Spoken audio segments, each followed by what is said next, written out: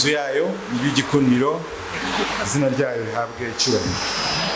Ndashimira kandi korali Lamb of God bamaze guhimbaza Imana mu ndirimbo. Nshimira n'abandi bose bakoze muri gahunda, bigisha bambanjirije mu ishuri ryo ku Isabato n'ahandi. Nizeye ko Imana yabanye natwe kandi yakomeje kuduha umugisha. Ndabasuje mu izina rya Yesu. Abenshi nagiye mbonamo abantu bake tuziranye. Hari n'uwo twahuye Kararanda arambwira ati twahuriye muri kongere ya MIFEM i Butare. Birashoboka ko harimo n'abandi. Nishimiye kubana namwe. Urusengero naherukaga rukiri chantier, ni kera cyane ubwo naherukaga kuhaza mu myaka myinshi, ariko ndashimira Imana yuko yabarinze. Kandi nubwo hari insengero nyinshi zifunze, ariko Imana igibyaza umugisha wayo ibihe nk'ibi ngibi. Birashoboka yuko message tujya duhura nazo, ubutumwa tujya duhura nabwo, Imana yishimira kubuha amatorero menshi nk'aya ngaya ateraniye hamwe, namwe kandi mukamenyana, sibyo? Abaha ngaha bikabaye bakamenyana n'abayelayono, itorero ry'Imana rikarushaho kwegerana. Reka dushimire Imana uko ibyemera, uko ibikora, ahubwo bitubera impamvu nziza yo gukomera no gushikama kuri yo. Izina ryayo rihabwa icyubahiro. Ndasaba imbabazi umuntu wantumiye, naramuruhije ngira ngo ntabwo turanahura, sinzi ngo nubuho twavuganaga. Ni wowe. Nagiye ngira ubutumwa nabi cyane kuko yanyandikiraga kenshi ndi mu kazi, ugasanga simusubirije igihe, ambabarire. Yewe na nimugoroba ngira ngo yanyandikiye, nari mfite abantu nari ndi kwigisha, twari turi online, twashoje saa sita z'ijoro, ku buryo nubwo nasonye message ye nasinziraga mu mutwe, sinamusubije. Ariko ndashimira Imana nahageze. Imana ikomeze kuduhana umugisha. Ndagira ngo uyu mwanya tugiye kwigana amagambo avuga ngo gutanga biruta guhabwa. Ni icyigisho cy'umuryango. Mu by'ukuri turi mu gihe umuryango ugarijwe, turi mu gihe umuryango utorohewe, ariko Imana izabana natwe. Nabonaga ni yari nziza. Muri kunyumvara? Ndumva hari amaboko yanjye abohotse, byamfasha. Nenyikenera ndaza kuyikoresha. Nari ndi kuvuga ko Imana yahisemo ko imiryango igira igihe nk'iki cyo kwigira hamwe, kuko buri muntu wese ari mu bagize umuryango, sibyo? Niba uri umusore, niba uri umwana, umugabo, umugore, umukecuru, umusaza, byanze bikunze harahurira n'umuryango. Udafite umuryango we akomoka mu muryango. Mureke mbere yuko dukomeza dusenge. Mana yacu, turi imbere yawe tugushimira umugisha waduhaye kuba muri iyi Sabato. Izina ryawe rihabwa icyubahiro. Tugiye kwiga ijambo ryawe, turagusabye ngo ubane natwe, tuyobore, kandi duhaye n'umugisha w'imvura, turawugushimiye. Reka imigisha yawe ikomeze kuba myinshi kuri twe, mu izina rya Yesu. Wadusomeye isomo ry'urufunguzo, yasomye amagambo aboneka mu gitabo cy'ibyakozwe n'intumwa, igice cya 20 umurongo wa 35. Amagambo avuga ngo nababereye icyitegererezo muri byose, yuko ariko namwe mukwiriye gukora imirimo ngo mubone uko mubasha gufasha abadakomeye, no kwibuka amagambo Umwami Yesu yavuze ati gutanga guhesha umugisha kuruta guhabwa.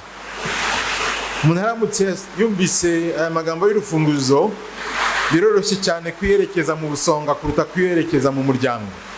Ariko no mu muryango abasha kugira akamaro gakomeye. Nkuko nabibabwiye, turaza kureba ko gutanga biruta guhabwa. Muri Matayo 19 umurongo wa 4 kugera ku wa 6 turavuga ngo nawe arabasubiza ati ntimwari mwasoma yuko yaremye imbere, yaremye umugabo n'umugore, ikababwira iti nicyo gituma umuntu azasiga se na nyina. Nyangunda kubaza abantu ngo ninde uzasiga se na nyina, n'umugabo cyangwa n'umugore? Ninde? Umuzi gukopera muri abahanga. Benshi bavuze n'umugabo. Nicyo gituma umuntu azasiga se na nyina akabana n'umugore we akaramata, bombi bakaba umubiri umwe. bituma batakiri babiri ahubwo babaye umubiri umwe. Nuko Imana yateranyirije hamwe umuntu ntakagitandukanye. Iyo abantu bashakanye baba umuntu umwe. Nyamara se guhinduka umuntu umwe bisobanuye iki? Ese maze gushakana n'umudamu wanjye niduhurira mu nzira uzabona ishusho rimwe?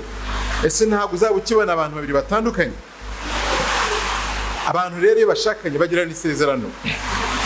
Isezerano rya mbere rikomeye abantu bagirana n'Imana yubaha ni abantu hagati yabo bakumvikana ko bagiye kubana. Hari abagirana ayo masezerano bagahita babana.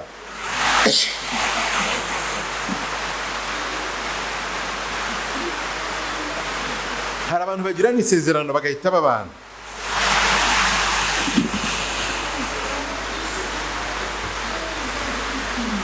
Hari kandi n'abandi basezerana imbere y'umuryango, hanyuma n'imbere y'amategeko, n'imbere y'Imana. Reka turebe abakoze urwo rugendo rwose, baba bakoze urugendo rukomeye. Babanje gusezerana hagati yabo, barabyumvikana, barangije basezerana imbere y'umuryango, buryo habaho gusaba no gukwa, gufata irembo n'ibindi. Abantu basezerana imbere y'umuryango, barangiza bagasezerana imbere y'amategeko, hanyuma bakanasezerana imbere y'Imana. Nyangunda kubaza ngo hari urundi rugendo muzi umuntu asezerana inshuro enye? Niyo waba ugiye kuba minisitiri ntabwo usezeraniza inshuro, ariko mbere yo kuba umugabo n'umugore abantu bakagira ahantu hane basezeranira. Umuhamagaro w'Imana nuko aba bantu baba umubiri umwe. Kuba umubiri umwe bisobanuye iki? Bisobanuye yuko aba bantu badatanywa. Mu Gifaransa babyita inseparabilité cyangwa se inseparability mu Cyongereza. Aba bantu ntibatanywa, nicyo bisobanuye kuba umwe. Ntabwo bivuze ko nimuhurira mu muhanda uzababona ari abantu bahindutse umuntu umwe ku buryo utatandukanye uyu n'uriya, ahubwo bisobanuye yuko n'abantu badatanywa. Kandi abo bantu bamaze kuba umwe, ijambo ry'Imana rivuga ko nta muntu ukwiriye kubatanya. Niko ijambo ry'Imana twasomye muri Matayo igice cya 19:4 kugera ku 6 ryatubwiye. Uburyo bwose umuntu yakwifashisha abatanya ni uguhabana n'ijambo ry'Imana. Bishobora guca mu nzira nyinshi. Bibasha kubatanya ukoresheje amagambo. Hari abantu bavuga amagambo, akajambo gato yuvuze gateranya umugabo n'umugore, ejo kagakura kakabatanya. Uburyo umuntu yakoresha uburyo bwaca mu mategeko, ububasha bw'amategeko bushobora gutandukanya abantu, cyangwa kwambura umuntu wo bashakanye ukamugira uwawe, nk'uko Herode na Dawidi babigenje. Uburyo nabo bakoresha bwo kwitandukanya, byose ni uguhabanya, ntabwo byemeranya n'ijambo ry'Imana. Hari igihe abantu badashobora kumenya uruhare rwabo mu gutanya abantu. Nahereye ku kivuga amagambo. Hari igihe abantu bavuga amagambo gateranya umuntu n'undi, ejo bagatana. Uri mu kaga gakomeye cyane kuko watandukanyije icyo Imana yafatanije.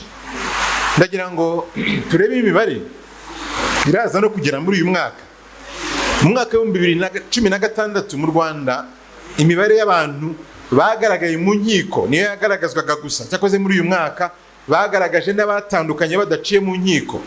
Muri 2016 imibare y'agatanya yabaye biciye mu nkiko yari imiryango 21. Reka mvuge ngo gusa kuko yari mike. Muri 2017 iyo miryango yavuye kuri 21, ibi mibare imiryango 69 byikubye inshuro 32 hafi 33. Inshuro mu mbabare 3 n'ibice bitatu. Hanyuma mu mwaka 2018 imibare yavuye kuri 69, ibi miryango 1311. No kuvuga ngo ugereranije no mu mwaka wari wawubanjirije byikubye inshuro 19 mu mwaka wakurikiyeho. Muri iyo mibare yabaye mu 2018 ukuntu turere twagiye turutana, ntabwo ndi butuvuge twose ariko ndavuga dukeya twibanze. Akarere kagize gatanya nyinshi muri 2018 na akarere ka Kicukiro. Akarere ka Kicukiro kagize gatanya 210 mu 2011 z'abantu. Mu gihe akarere kagakurikiye na akarere ka Gasabo, akangaka mutuye mu gise Gasabo. Gasabo yabaye ya kabiri mu Rwanda mu bintu byitwa gutana kw'abatandukanye. Bagize imiryango 190 yatandukanye. Akarere kabaye ka gatatu, nange mushobora kugafora mushatse, na akarere ka Nyarugenge kagize imiryango 157. Mu mibare y'agatanya yabayeho muri uyu mwaka yose, umujyi wa Kigali gusa wafashe 557 mu 1311, bingana na 42 n'igice ku ijana bya gatanya zose zari zabayeho mu gihugu cy'u Rwanda. Reka mbabwire abantu mutuye muri Gasabo, muzi ko rimwe mutuye mu karere kanini mu mujyi wa Kigali, sibyo? Ni kanini rwose. Iyo urebye guturuka Kacyiru ukazagenda ukagera kuri Muhazi ni hanini, ariko umujyi wa Kigali, Gasabo, Kicukiro na Nyarugenge ubiteranyije, akarere ka Nyagatare karabiruta ubunini, akarere ka Kayonza karabiruta ubunini, n'utundi turere twinshi. Umujyi wa Kigali nubwo ufite uturere dutatu ni hatoya, muze kubireba ku ikarita murabona ko Nyagatare yenda nko gukuba kabiri umujyi wa Kigali uteranyije wose. Mu 2019 imibare ya gatanya yavuye ku 1311 iba 8941, ugereranije n'umwaka wabanjirije byikubye hafi inshuro 7 ugereranije n'uwo mwaka. Ibyo bitangazwa n'ikigo cy'igihugu gishinzwe ibarurishamibare. Muri iyo mibare mishyashya yabayeho, ntabwo ndi bivuga uturere, noneho ndavuga intara uko zagiye zirushanwa mu bibi ntabwo ari byiza gutandukana. Umujyi wa Kigali n'umundi wabaye wa mbere ugira 2400 bya gatanya bingana na 26 n'ibice 84. Umujyi icyakurikiyeho ni Amajyepfo yagize 1989 bingana na 22 n'ibice 25. Hakurikiyeho Uburengerazuba bwagize 1820 bingana na 20 n'ibice 36. Uburasirazuba bwabaye ubwa kane bugira 1882 bingana na 16 n'ibice 58. Hasoza Amajyaruguru yagize 1250 bingana na 13 n'ibice 98. Iyo uri mu bushakashatsi, mbere yuko njya mu 2025 umwaka w'ubushize ari uheruka gutangirwa imibare, iyo uri mu bushakashatsi ukabona iyi mibare, uravuga ngo bigaragara yuko gutura mu mujyi mu bushakashatsi byongerera abantu amahirwe yo gutandukana kuruta gutura mu cyaro. Nuko mu bushakashatsi banzura barangiza bakavuga ngo bigaragara yuko mu bushakashatsi gukora ubukwe ugatura mu karere ka Kicukiro biguha ibyago byinshi byo gutandukana no mu bana kuruta ahandi hose mu Rwanda. Hagakurikiraho Gasabo. Mu bushakashatsi nuko bafata imyanzuro. Mu mwaka 2019 imibare ya gatanya yari 18 n'ibice 4 ugereranije n'umubare w'abantu bari basezeranye muri uwo mwaka. Ni ukuvuga ngo niba harahurijwe imiryango 100, harabaye imiryango 100 yasezeranye, 1/5 umwe mu miryango 5 yabanye yaratandukanye. Ni ukuvuga ngo mu miryango 100 yabayeho hari 20 yindi yari yasenyutse mu mwaka w'ibihumbi 2019. Tugere rero mu mwaka ushize ariyo mibare iheruka. Raporo y'ikigo cy'igihugu cy'ibarurishamibare yasohotse ku itariki 15 Mata 2026, ni ukuvuga mu byumweru bishize, igaragaza ko mu mwaka wa 2025 gatanya zabaye 4479. Muri iyo bagaragaje abatandukanye baciye mu rukiko n'abataraciye mu rukiko. Muri zo 2629 zahawe gatanya binyuze mu nkiko, ndetse muri abo batandukanye 41 n'igice kimwe bari bamaranye imyaka itageze ku 10 babana. Muri ibi bintu, muri iyi nyandiko bagaragaje yuko abenshi, imibare myinshi cyane y'abantu batandukanye muri aba bari bamaranye imyaka hagati y'6 n'imyaka 9 mu rushako rwabo. Ibi ngibi ndabihuza cyane n'ibihe by'urushaka abantu banyuramo, ntaje kwigisha, ntari buze gutindaho.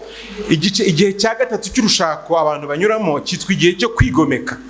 Ni abantu baba bamaze hagati y'imyaka 5 n'imyaka 10, niyo abantu ba mbere babana nabi kuruta abandi bantu bose, kubera ko baba bageze mu gihe cyo kuvuga ngo nakomeza kutanyitaho, nakomeza kutemera ko tujyana mu bukwe ngo twicarane, natemera ko twicarana mu rusengero nzajya nicara njyenyine, natemera ko tujya gusura iwacu nzajya njyenyine nawe azajya iwabo. Ni igihe cyo kwivumbura, igihe cyo kwigomeka. Rero nicyo gihe abantu benshi imiryango yabo igorwa igatsindwa, ndetse abashakashatsi bavuga ko iyo abantu barenze umwaka wa 10 mu rushako, icyizere kiriyongera cy'uko umuryango wabo uzabaho.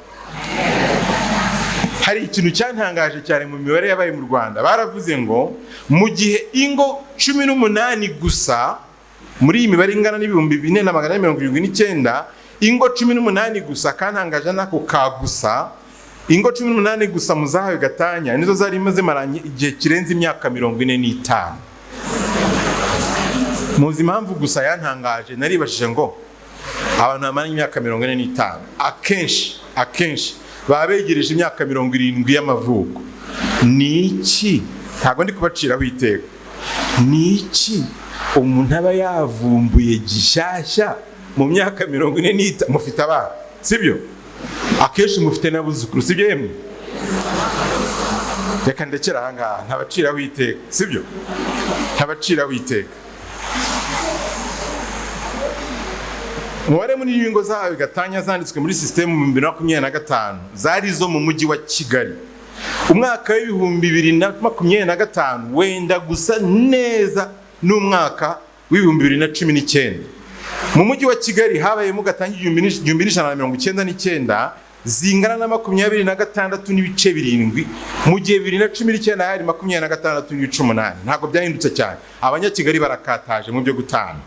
Iburasirazuba habaye aha kabiri, ibyo byarahindutse. Amajyepfo yavuye ku mwanya wa kabiri, yateye imbere ho gatoya. Iburasirazuba bagize 22 n'ibice 5%, amajyepfo yagize 21 n'ibice 7%, iburengerazuba bigera 14 n'ibice 9%, amajyaruguru 13 n'ibice 2%. Amajyaruguru n'ubundi yaje ku mwanya mwiza wa nyuma. Ahangaha baje ku mwanya mwiza wa nyuma. Rero ushingiye kuri iyi mibare nababwiye ngo uri mu bushakashatsi uhita wibaza ibintu byinshi. I Kigali mu mujyi hatuye abantu bafite amafaranga kurusha abandi, sibyo? I Kigali hatuye abantu bazi ubwenge, bize amashuri menshi kuruta abandi, nibyo cyangwa sibyo? I Kigali hatuye abantu bafite imirimo yiyubashye kurusha abandi bantu batari abahinzi. Uri mu bushakashatsi wavuga ngo ikigaragara nuko kwiga, kugira amafaranga no kugira imirimo myiza ntabwo bikongerera amahirwe yo kubaka urugo rwiza, ahubwo bishobora kugabanyiriza amahirwe yo kubaka urugo rugakomera. Ibyo ndi kuvuga ko ubushakashatsi bwanzura, ntabwo ari amagambo yanjye.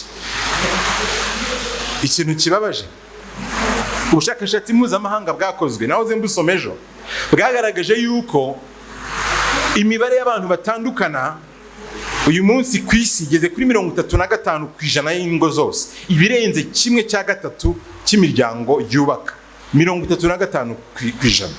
Bagereranije hagati y'abantu bize abakristo n'abatari abakristo, basanga abantu batari abakristo ni 35% n'abakristo ni 35% bya gatanu. Cyakoze barangije bafata indi mibare mito bareba abakristo babyiyita ubwabo n'abakristo nyakuri bajya mu rusengero kandi bubahiriza ibyo gukiranuka mu nzira y'Imana. Basanze abo bantu urugero rwa gatanya kwabo ruri hagati ya 27 na 50% munsi y'abandi bose. No kuvuga ngo bo niba habonetse gatanya 100 baba bafite imibare iri hasi cyane ugereranije n'abandi bantu basigaye bose. Bivuze yuko kuba umukristo mwiza byongerera abantu amahirwe yo kubaka kuruta abandi bantu bose ku isi. Ayo magambo nayo ni amagambo yihumuje. Ahandi ku isi ubundi bushakashatsi bwagaragaje yuko 41% y'abantu bashakanye bwa mbere baratandukana muri Amerika hanga. Mu gihe abantu bavuze bati ubwa mbere byaranze ariko ubu twabaye abantu bakuru twamenye ubwenge, nari nashatse umuntu utari wereka niha amahirwe ya kabiri, uwo muntu ugeragereje ku njura ya kabiri muri Amerika 60% y'abo bantu baratandukana. Hari uvuga ati ubwa mbere nari ntaramenya ubwenge, ubwa kabiri nagize ibyago mpura n'umuntu mubi, reka ngerageze inshuro ya gatatu. Abantu bagerageza gushakana ku nshuro ya gatatu 73% y'ingo zabo zirasenyuka. Ukoze ubushakashatsi bavuga ngo gushaka ubwa kabiri bikongerera ibyago byo gusenya, gushaka bwa gatatu 7/10 y'abashatse inshuro ya gatatu ingo zabo zirasenyuka. Igisubizo rero, rinda urushako rwawe rwa mbere, sibyo? Rinda urushako rwawe kuko urwa kabiri rufite ibyago byinshi, urwa gatatu rukagira byinshi kurutaho. Muri rusange hafi 50% y'ingo zose muri Amerika ho baratana. Bisobanuye ngo niba ushaka visa yo kujya muri Amerika ugendane n'icyete. Itoro ntabwo rikigira cya gatanya, ntabwo itoro ryacu rikigira, Imana yacu ihimbazwe. Tugira icyete cyo gusezeranya abantu, ariko icyete cya gatanya nta hantu na hamwe no muri General Conference ntabwo kihaba.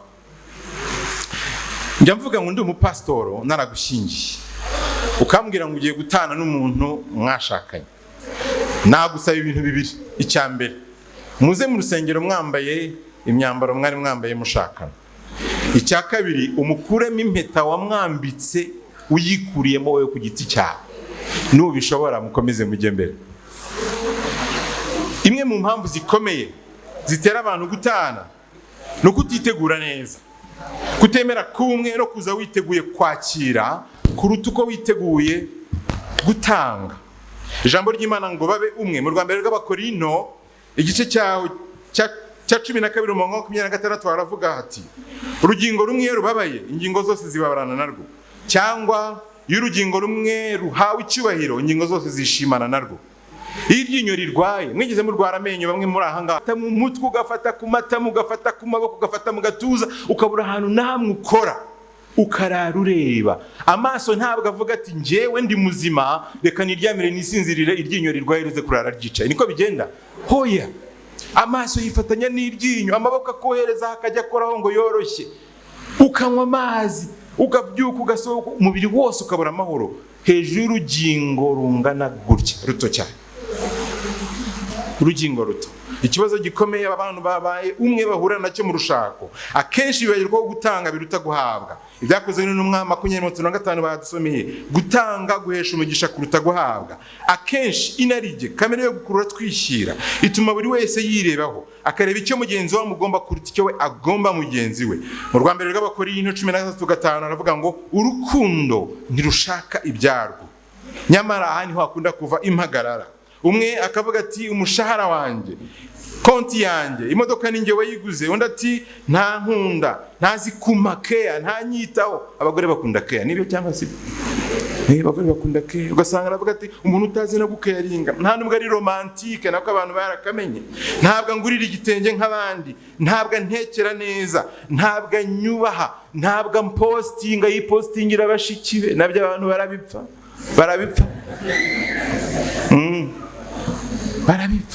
bakanabisesengura. Bisobanuye ko biriya nyine nge ntamuteye ishema niyo mpamvu yipostingira abashikiwe. Ugasanga mu mutwe umuntu aryamye yabyimbye kuko umuntu yapostinze mushiki. Ntabwo yajya nyikoza, ntabwo ampa umwanya, tujya ku kazi tukarinda dutaha atampamagaye. Nigeze kumva umuntu kuri radio avuga ati mugurira amayinite, agahamagara abandi bantu akayamara atampamagaye. Yarakaye cyane. Abandi bati kuva tubanuzi ko ntajya mpamagara na sheri, nta hani, nta sweetheart, nta mazina nk'aya ajya mpamagara. Shimira Imana ku byaryo. Ariko umudamu wanjye yari kumpamagara izina ryiza anyita hani, bisobanuye ubuki. Yampamagara kenshi akampamagara shu, bisobanuye ishu. Ndabyitaba. Sibyo?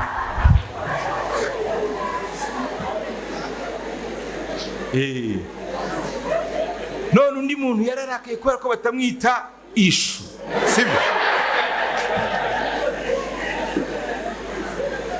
Ntabwo ajya mpamagara izina ryanjye w'abandi, simbabeshye. Yarampinduriye iyo atari ubuki biba ishu, kandi nkitaba. Ariko ibyo bintu abantu barabipfa neza. Ntari romantike kuko atazi kumpamagara sweetheart, sibyo? Njyewe ikaba nyinshi, nje igatera impagarara, nje igasenya urugo. Abantu bamwe bifuza guhabwa ariko bagatanga gake, nyamara gutanga biruta kugenza gute? Ese ukoko kw'iburyo kwabwira kw'imoso kuti uramvunisha, ngiye kudivorce nawe, mwari mwahura n'amaboko ya divorceje. Abantu muri aha benshi 90%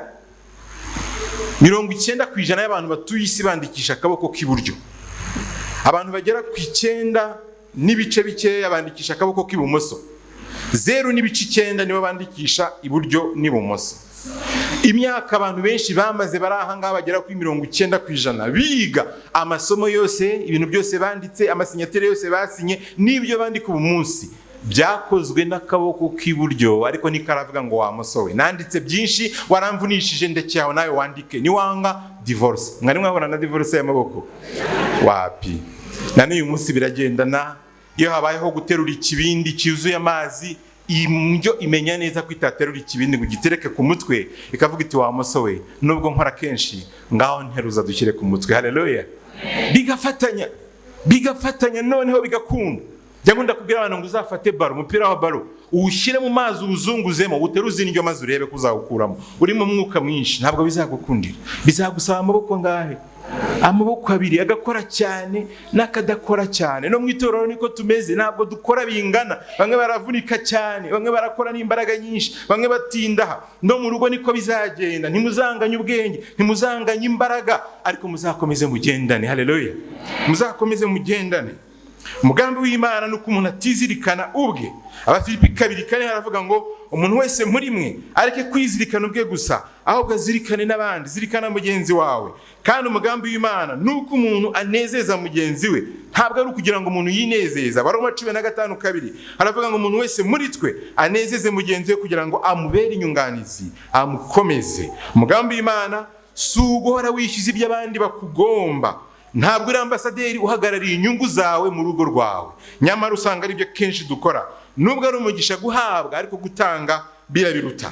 Abantu benshi binjira mu rushako hariya mu muryango biteze umunezero, ariko hari n'umunezero baba biteze ntabwo ari umunezero bazazana, si umunezero bazashyiramo, abo ni umunezero bazakira. Umwanditsi bita Sidney J. Harris yaravuze ngo urushako ntirubasha kuzanira umuntu wari wese umunezero, keretse gusa uzazana ibirungo by'umunezero mu rushako. Ufite ibirungo bingana iki? Umusore urangaha, umukobwa urangaha, witeguye ibirungo bingana iki uzazana bizagutera umunezero. Bamwe ndetse benshi iyo batabonye ibyo bari biteze bumva batunguwe, maze urushako rukababera umwako. Ibintu abantu biteze. Nimugoroba nari kuganira n'urubyiruko n'abasore aho narindi ku mbuga nkoranyambaga, nabwiye ngo twagejeje saa 6 z'ijoro, ariko nababwiye ikintu cyitwa ibintu umuntu yateganyaga. Nabwiye ngo aho gutera ivi, aho gufata wa mwanya wo gutera ivi aho muzabikorera hose, muzafata umwanya wo kwicara hamwe muganire, mvuga ngo urateganya iki mu rushako rwacu, uranteganya miki niki, wifuza kugira umugore uzaba ameze gute mu rugo, wifuza kugira umugabo uzaba ameze gute ku rugo. Nimushake muhere mu gitondo mugere nimugoroba, nibidasoza muzahure nejo, ntacyo bitwaye, muzahurira ahantu heza, mugirane icyo kiganiro, mumenye urugendo muteganya. Akenshi hari igihe umuntu aza afite ibintu ateganya, narababaye, nagize agahinda, turaza kubisubiramo nimugoroba tuba turi kumwe, ariko menya ari mwese, narababaye, agahinda karanyishe, nta muntu wankunze, nta muntu wanyitayeho, ninshaka umugabo azantetesha, azankunda, azajya nyitaho, azajya mpamagara kenshi, wagerayo ukamuheba ugasanga ntahaba. Ni umugabo ukorera Rusizi, nawe utuye Kigarariza rimwe mu mezi 3, ugatangira ukarira uti Mana we, tigenda narapfushije mpagaze urugo rwanjye rwapfuye rutaraba, ukumva ishyano rirabaye, kuko hari ibintu wari witeguye mu mutwe wawe, hari ibintu wari wazanye wibwira ko hari umuntu ufite ibisubizo, ntawe utanga icyo adafite. Ndasaba Imana kugira ngo ihe abagabo amahoro, kugira ngo abagore bayabone. Ndasaba Imana kugira ngo ihe abagore amahoro, kugira ngo abagore bayabone. Nibitaba ibyo, Yesu gusa niwe igisubizo cyacu, ntawe utanga icyo adafite. Dusaba Imana ibe mu ruhande rwacu. Benshi baza barabonye amashusho, ikoranabuhanga tumaze iminsi turyiga, namwe mwarabyize, natwe twabishoje ku isabato. Ikoranabuhanga ni ryiza cyane, riradufasha mu iterambere, riradufasha mu bikorwa bya buri munsi, ariko iyo utitonze rigushyiraho n'igitutu cy'uburyo runaka. Uzi yuko bitanye n'umugabo n'umugore bambaye imyenda mishya bapostinganye ahantu bari bicaranye bari guseka, hehehe, avuga utabandi bana yemwe di, izi kubitanye n'ifoto y'umugore ugeze amezi 9 utwite, umugabo we n'abana be bari kumusoma kunda, wowe umuheruka mu kwezi kwa mbere utwisinda ukiri gucira, umuheruka ubwo ngubwo, uravuga utabandi bana disa abagabo babo, ukaza uvuga uti n'intwita n'inkurirwa bazajya baza kwa ko nzaba ntashobora kunama bankuremo inkweto, baheruka ryari. Ibintu umuntu azana mu mutwe we, ibintu igitutu ikoranabuhanga riri kuduha, tushaka kugereranya ibyacu n'iby'abandi. Wigereranya ibyawe n'iby'abandi, kuko wahuriye n'Imana nta wundi mwari kumwe. Ibiganza ni ibice bigize umubiri nk'ibindi, nabyo birababara. Ese ibiganza birababara nabyo? Iyo gihuye n'igishirira kirababara, ariko byitangira ibindi bice bigize umubiri. Iyo umuntu agiye kugwa yiramiza akaboko, iyo unyereye uri ahantu hamanuka, mbere yuko umutwe ugera hasi ibiganza biravuga uti wowe uri uw'ingenzi, utwaye ubwonko, wikubise hasi haba ikibazo, njyewe nta kibazo nubwo navunika. Imvune ebyiri zibaho cyane kuruta izindi ni imvune ebyiri ziba ku kaboko kacu. ku igufa riba hano iburyo ugize gutya, igufa bita radius rigira imvune ebyiri, imvune imwe ibera ibumoso ahagana iburyo, ahandi ikagaruka hino. Izo mvune zibaho zitewe n'uko abantu bagwa bakiramiza ibiganza, nizo mvune zibaho kuruta izindi mvune zose, kuko akaboko kasobanukiwe yuko gakwiriye kwitangira umugongo, gakwiriye kwitangira agatuza, gakwiriye kwitangira umutwe, kakavuga ati ndajyayo, kakavunika. Hari abantu bigeze kota bari aha ngaha, nanjye nigeze kota. Hari igihe umuntu yotaga bagahungiza bagiye tanga bagahuhamo kugira ngo byake, igishirira kikaguruka kikagwa ku kirenge, igishirira kiguye ku kirenge ugiteruza iki? Ikiganza. Kirashya cyangwa ntigishya? Kirashya. Ariko kikavuga kiti yego ndagutabara. Kera nkiri mutoya ndabyibuka twajyaga dukunda gukina umupira mu makaritsiye, murabizi, ugasanga abo hepfo y'umuhanda bakinnye no haruguru y'umuhanda. Habagaho intambara rero, iyo ikipe yatsindwaga byabaga ari ikibazo, cyane cyane iyo yatsindwaga rero yazanye n'umupira. Muzi ko ubundi umupira wabaga ufite ikipe yawuzanye. Nuko igihe kimwe dukina n'ikipe turayitsinda. Tumaze kuyitsinda hakurikiraho igikorwa cy'intambara y'amabuye. Icyo nibuka nuko iyo twese twirukaga dukiza amaboko hehe? Inyuma y'umutwe ahangaha. Buri wese yirukaga yashyize amaboko inyuma y'umutwe. Siko bigenda. Iyo amabuye akuri inyuma, harya akaboko karababara nako. Igihe kimwe nari ndi muto rwose, nifite nk'imyaka nk'itandatu, banteye ibuye rinini ariko risanga udutoki twangiye duto twagerageje gufunga, ariko hasigara umwanya mutoya tutashoboye. Ibuye ko ryari rinini rikomeretsa ku mutwe gato, n'intoki zikomerekaho gato, ariko ububyimbe intoki n'umutwe birabigabana. Haleluya. Birabigabana kuko hari igice cyemeje kwitangira ibindi bice. Ikindi gihe abana batera amabuye mu nzinga y'inzuki. Murabizi ko abana bakunda gukubagana kera gutyo. Ubu ntibagikubagana mu muhanda kuko ntibahagera. Nuko abana bateye muzinga amabuye turiruka. Inzuki nazo ntabwo nzuko zimenya bazisagariye, zaje zidukurikiye. Urugiye mu mugongo nkohereza akaboko, urugiye ku kaguru nkohereza akaboko, mu mutwe nkohereza akaboko. Ngeze mu rugo naricaye nsanga intoki zose zingana nka gutya, zabyimbye. Kubera iki? Intoki zagiye gutabara mu mugongo, mu gatuza, ku kaguru, zabwiwe ko zigomba kwitangira abandi. Bene data, turahamagarwa kwitangirana. Buri muntu wese areke kwizirikana ubwe, ahubwo azirikane mugenzi we. Umuntu wese areke kwirengera ubwe, ahubwo arengere mugenzi we. Buri muntu wese areke kwikunda ubwe, akunde. Ese bivuze yuko intoki zitababara? Oya, zirababara. Ariko ziba zivuga ngo wibabara cyane, ndahari. Itangiriro 2:24 aravuga ngo nicyo gituma umuntu azasiga se na nyina, akabana n'umugore we, akaramata, bombi bakaba umubiri umwe. Iki ni ikindi kigorana. Aribwo umugabo ananirwa gusiga se na nyina, kabazana mu bitekerezo se. Gasanga yashaka gucyurira umugore we, aramubwira ati wavuga iki komeruka kurya neza ngitekerwa n'umukecuru. Umukecuru ari kuvuga ninde? Ni mama we. Wavuga ati komeruka kwambara agashati gafite umukunjo mwiza ngitekerwa n'umukecuru, nyitererwa ipasi n'umukecuru. Ari gucyurira nde? Umugore nawe ukunda guteteshwa yashaka gucyurira umugabo, akamubwira ati umugabo wa mbere nzi uzi guteteshwa yanga agiye gushyiraho izina ryawe ni papa umbyara. Icyo kigereranyo ntabwo ari ngombwa.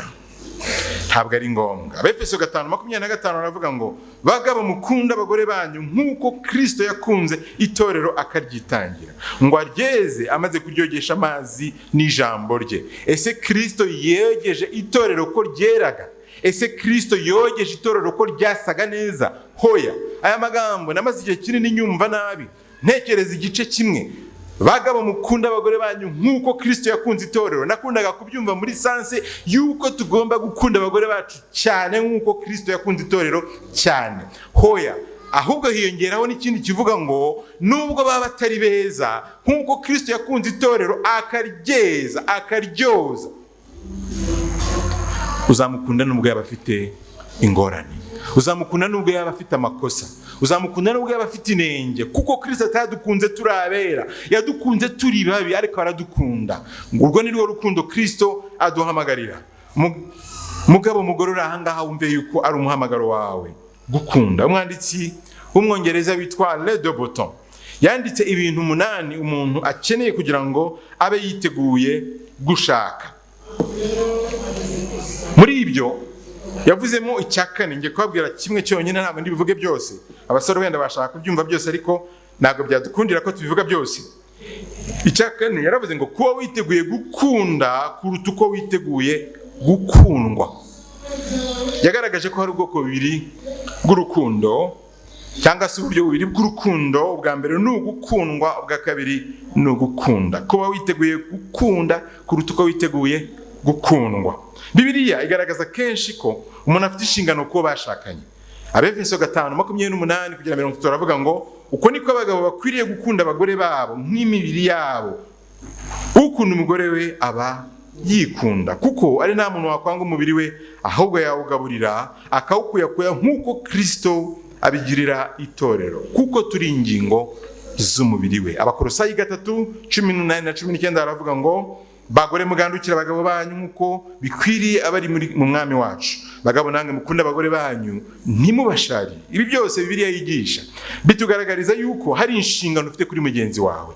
Bibiliya igaragaza yuko abagabo bakwiye gukunda abagore babo, n'abagore bakwiye kubaha abagabo babo. Ni ikigombero, ni umukoro, ndetse uboneka no mu masezerano bagirana, bavuga ngo nzagukunda, ngukundwa akazi, nzaguha icyubahiro kigukwiriye, sinzagira undi nguharika. Ibyo byose bigenda bigaragaza ko hari umukoro ufite kuri mugenzi wawe. Byose bigenda bigaragaza yuko hari icyo hamagarirwa gukora kuri mugenzi wawe, ni uburenganzira bwawe. Ariko guharanira kubigeraho ku ngufu zose uko byagenda kose si inyigisho ya Bibiliya. Ntabwo ari inyigisho ya Bibiliya ngo ubwire mugenzi wawe tugomba kunkunda, ugomba kunyubaha. Kubirwanira muri iki gihe nibyo biteye impagarara imiryango myinshi. Na Yesu ubwe yavuze ko ataje gukorerwa. Muri Matayo 20:28 yaravuze nk'uko umwana w'umuntu ataje gukorerwa, ahubwo yaje gukorera abandi no gutangira ubugingo bwe kuba inshungu ya benshi. Gushaka umunezero rero, amahoro, ibyishimo, kugubwa neza, umutekano, guteteshwa, gushaka kugereranya n'ibyo twabonanye abandi, ibyo twabonanye abandi bisenya ingo nyinshi, birasenya imiryango myinshi. Hari n'ibyo tureba mu mafilimi. Abantu benshi cyane n'abafana b'amafilimi, ariko reka mbabwire, filime mbi cyane buriya ntabwo ari ziriya zo kurwana no kwica, kuko niwica bazagufunga burundu. Filime mbi ziriho ni ziriya zitwa iz'urukundo, ziri gutegura urubyiruko nabi. Ziriya filime ni muzitegereza, baratoranya umukobwa mwiza cyane, ibyo ubwabyo birakurura amaso yawe. Batoranye umusore mwiza cyane w'ibogari, ibyo nabyo birakurura amaso yawe. Niba hagera bafite ukuntu bari bwubake biriya bintu, wa mukobwa mwiza ari umwana wo mu bakene badafite ubushobozi. Ngo ngiye kwabura ukuntu filime zubatse kugira ngo muzicikeho, kugira ngo zose mumenye uko zubatse. Uriya mwana wo mu bakene ntafite ukuntu yabigenza, afite umukecuru we, mama we wenda gupfa urwaye, nagira amahirwe uriya muhungu wo mu bakire w'ibogari aramushaka, mama we ahita abona uko amuvuza, noneho bakahita bazana n'undi mukobwa wo mu bakire utari umwana mwiza udafite ibibazo, akajya hagati agashaka gukundana n'uyu muhungu na wa mukobwa wundi wo mu bakene. Icyo gihe bahise bagushyira mu mwanya wo gufana. Nujya gufana urafana uwuhe? Wa undi wo mu bakene, kuko uvuga uti mama uriya mwana ararwaye, uriya mukire azamuvuza. Bajya gukundana bigahita bipfa. Filime bakahita bayifunga, episode yindi kazaza ejo. Suko bigenda. Mama we bakahita bamubwira bati ukeneye amadolari 15,000 kugira ngo uvuzwe, kandi ayo madolari naboneka rwose baramubaga arahita bamuzima. Muri episode ikurikiye bakahita babereka yawe na wa muhungu yemeye ko agomba kuyatanga, ariko agomba kuva mu muryango we. Umuryango ugahita umubwira uti ubundi uriya mukobwa agushaka wiki, bakahita bamufungira amakonte yose, bakahita bafungira episode iyindi kazaza umunsi ukurikiyeho. Suko bijya bigenda, bagahora bakuzirika icyumweru kimwe, bakakuzirika ibyumweru, bakagusirika ibyumweru 3, ukwezi kugashira, amezi 3 agashira, amateraniro akaba na episode byahura, aho kuza mu materaniro ukajya kureba episode. Ndashaka kumenya ibikurikiye nuko tubatumeze ibikurikiye ayo matsiko. Ariko ikibi gikomeye kirimo n'ubwoko bw'urukundo rurimo. Imwanditsi bita Ledo Boto yaruvuzeho urwo rukundo, bariya abantu nta bana bafite ibibazo baba bafite niyo bashakanye. Abana babo bari abana beza bumvira, biga ku mashuri meza, nta bibazo bibatera. Nta bana banywa urumogi bafite ashwi, ni abana beza bumvira. Iyo umugabo n'umugore bagiranye ibibazo muri filime, kubera ko hari n'abana bo mu bakire baba baradukururiye ibintu byose bikurura amaso yacu, ibintu byiza kugira ngo babyubake mu mutwe wacu, ibintu bitari ukuri. Iyo bagiranye ikibazo, iyo bagiye gusabana imbabazi, bakodesha ubwato bwabo bonyine. Umuhungu akaba afite ikirabyo kinini cyane, yarangiza agasaba umusheri imbabazi, apfukamye akamuha ikirabo kitari cyonyine, akahita amuha urufunguzo rw'imodoka nshyashya 2025. Bakaba bariyunze, urugo rwiza rugakomeza gutyo. Iwanyu nimushwana muzubika inda bishire, niko bigenda. Iyo abantu mu miryango benshi bagiranye ikibazo, ikintu cya mbere gikunda kuhavuka ni uko bananirwa kuvugana. Nibyo cyangwa si byo? Munanirwa kuvugana, umwe agaceceka undi agaceceka, mu gitondo mugahura mukubitana intugu, mugaca undi agaca nta kuvuga. Mwagira nk'amahirwe Minerval ikaba yageze, umwaka ahita bihera. Ariko se ko mbona turi ahangaha Minerval y'abana ntabwo izishyurwa, ubwo ikiganiro kikaba kirabonetse. Ariko se muri filime nibyo babigisha? Muri filime nibyo bihari?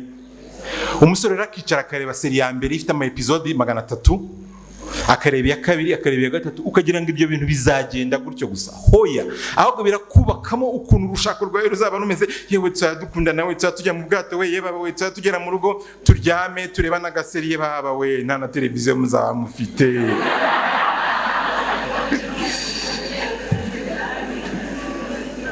Hari ibintu bitegura abantu nabi kandi n'ibyigisho. Niba umara iminota 40 buri munsi uri kureba episode, mu cyumweru umara iminota 280 ureba episode, na amasaha 4 n'iminota 40. Ayo masaha ntabwo yamara uri gusoma Bibiliya. Kiriya gitabo kiri kukwigisha ibintu biziyandika mu bwonko bwawe, ejo bikagusenyera, kuko ibyo wabonye muri filime bitandukanye n'ibyo uhuye nabyo, bitandukanye n'ukuri kuri mu rushaka. Itegure neza, ushyira Yesu mu bugingo bwawe. Twibuke iri jambo Yakobo 3:18 ngo, kandi imbuto zo gukiranuka zibiga mu mahoro n'abahesha abandi amahoro, ntago ari abarwanira kuyageraho.